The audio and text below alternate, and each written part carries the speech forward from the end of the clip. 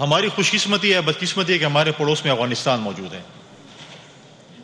اور اس افغانستان کو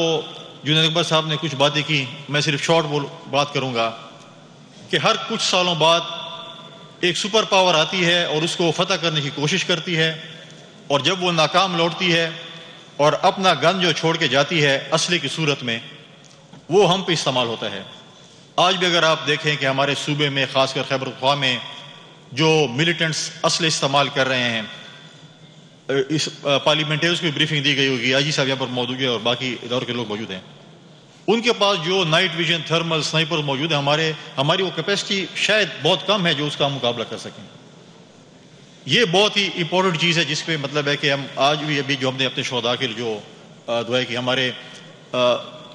پولیس کے نوجوان آفیسرز نے، فوج نے، ایف سی نے، سول سوسائٹی نے، سیاستدانوں نے، میڈیا کے دوستوں نے، یہاں تک کہ ہمارے اے پی ایس کے بچوں نے بھی اس صوبے کے امن کے لیے قربانیاں دی ہیں، اور ایک اور خدا نخواستہ اے پی ایس 2 ہونے جا رہا تھا، اللہ کے فضل سے اللہ تعالیٰ نے اس کو بچایا۔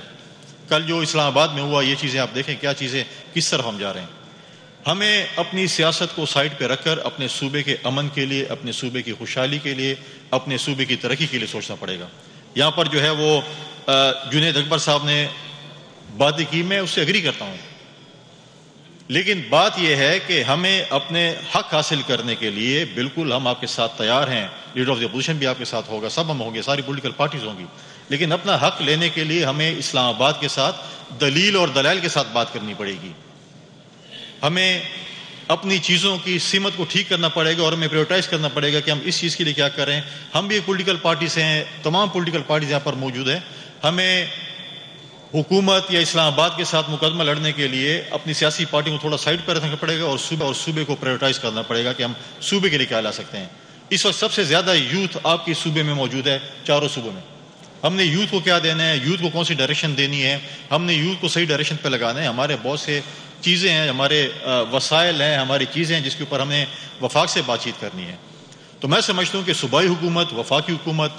سیکیورٹی فورسز اور فوج جب سب آپس میں اکٹھے مل کر کام نہیں کریں گے تو امن اور ترقی اس سے نہیں آ سکتی۔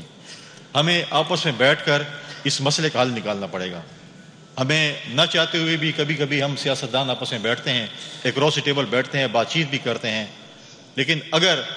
یہ جو فورم ہے پارلیمنٹ، یہ سب سے سپریم فورم ہے، اور اس کا اگر ہم استعمال نہیں کریں گے سپریم فورم کا، جس کا آج اسپیکر صاحب نے اور تمام پولیٹیکل پارٹیز نے کیا، تو میں سمجھتا ہوں کہ کوئی اور فورم ایسا نہیں ہے۔ تو ہمیں اس فورم کا جو ہے، جس طرح آج آپ نے اس پہ انیشیٹو لیا، لوگوں کو بلایا، اچھی بات ہے، لیکن یہ چیزیں یا نہ ہو کہ ہم آج 4 بجے پروگرام ختم کر کے پھر اپنے اپنے گھروں کو چلے جائیں۔ اس کی کنٹینیوٹی کی ذمہ داری اسپیکر صاحب آپ کے اوپر ہے۔ آپ ایک کمیٹی بنائیں، میں آپ سے اگری کرتا ہوں کہ ہر پولیٹیکل پارٹی کا ایک ایک نمائندہ لیں، پارلیمانی لیڈرز لیتے ہیں، جو پارلیمنٹ موجود نہیں ان کے آپ نمائندے لیں، اور کنٹینیوٹی کے ساتھ ان کی میٹنگز ہونی چاہیے تاکہ ہمارے جو مسئلے ہیں، ہمارے جو آپس میں گیپ ہے وہ کم ہو۔ اور یہ میں اپنی طرف سے آپ کو یقین دلاتا ہوں کہ انشاءاللہ تعالی آپ کے جو بھی مسئلے ہوں گے، باقی بھی جو ہمارے نمائندگان بیٹھے ہیں، ہمارے صوبے کے جو مسئلے ہوں گے، انشاءاللہ تعالی ہم مل کر دلیل اور دلائل کے ساتھ انشاءاللہ اسلام آباد سے جو ہے وہ طریقے سے انشاءاللہ لے کر آئیں گے۔ اور جو میں نے شروع میں بات کی تھی کہ ہمیں ماضی کو چھوڑ کر اور مستقبل کے بارے میں سوچنا پڑے گا۔ پشاور میں گورنر خیبر پختونخوا فیصل کریم کنڈی امن جرگے سے خطاب کر رہے تھے، انہوں نے کہا کہ امن کے لیے سب کو مل کر کام کرنا ہوگا۔